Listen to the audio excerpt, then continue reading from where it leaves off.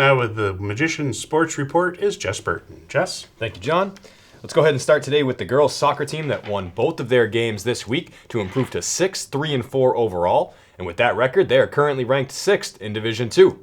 In their first game this week, they hosted Gloucester on senior night for the team, and they won big, 6-1. Leading goal scorer Callie Gilmore added 2 more to her season total to get up to 9 goals this fall. Lucy McDonald had an unassisted goal, as did Lonnie Gilmore, which was her first of the season. Lucy Church scored and assisted on one of Callie Gilmore's goals, and Laura Bartnaru scored her first varsity goal.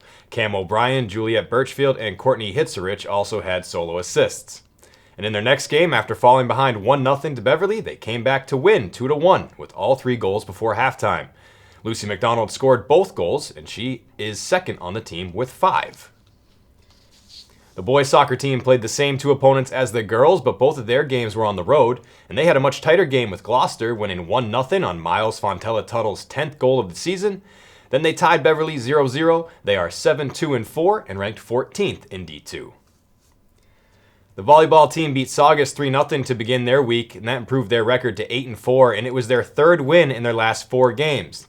Greta Sachs had 13 kills and 5 aces to lead the attack. So they should have had a ton of momentum going into their next game versus Peabody, which we covered, especially after beating Peabody 3-1 earlier in the season, but the team came out very sluggish and dropped the first 2 games to the Tanners 20-25 and 18-25. And then to begin game 3, they were down 5-0, and at that point, Coach Miller had seen more than enough. She called a timeout and sort of gave the girls an earful because they really weren't playing up to their abilities, and that did light a bit of a fire under them as they came back to win games 3 and 4. And then dropped Game 5, reverting to some of the bad habits that got them in trouble in Games 1 and 2. Sophomore Lila Monitz was named Marblehead Sports Shop Player of the Game. She had 15 kills, and here are some of her best plays of the night. Third tie of the first game. If you don't count 0-0, that one's going to get over, and Monitz, right at its apex, slams it down for the point. Burke again, this time sets up Monitz off the hands of Merrill, and nobody else can chase it down. From down 5-0 to tied at 10. Good stretch here for the Magicians. That's in there. First ace of the afternoon. It goes to Lila Monitz, and that forces a timeout from Peabody.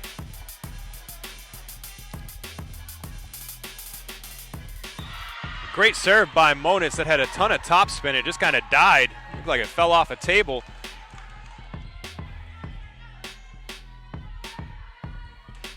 Monitz drills it down. Big point. They need to keep it going. Monitz over. Betancourt back. Ferris with a nice play. Set up. Monitz again. In. Right on the line. Excellent swing from Monitz.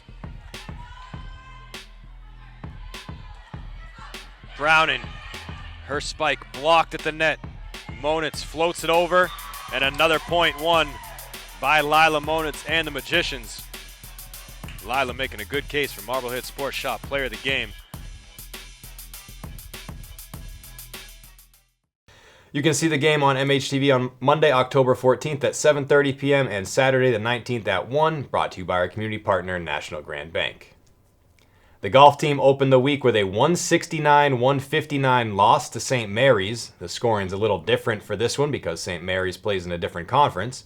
Tyler Forbes was the best Magicians golfer that day, picking up 36 points. That loss was their 4th of the season, so they were 9-4 going into their doubleheader with Danvers and Winthrop because their game with Danvers from the beginning of the week was postponed. And the Magicians went 2 for 2 on the day, taking down both NEC foes. They beat Danvers 39-33. Marty Ryan had a big day on the course as medalist versus Danvers shooting a 34 and then beating his opponent from Winthrop by the widest margin of the day, 8 holes to 1. The team is 11-4 heading into their final match of the season, the Tedesco Cup versus Swampscott. The boys cross-country team improved to 6-0 with 2 wins in their tri-meet with Danvers and Masco. They defeated Masco 23-32 and Danvers 23-36. The team was led by a first-place finish from Will Cerruti with a time of 15:24, and he was followed in second place by Nate Asa with a time of 15:33, and Jacob Zalewitz had his best race of the season, finishing 5th. And the girls cross-country team split their tri-meet, losing to Masco 23-32 and beating Danvers on a tiebreak.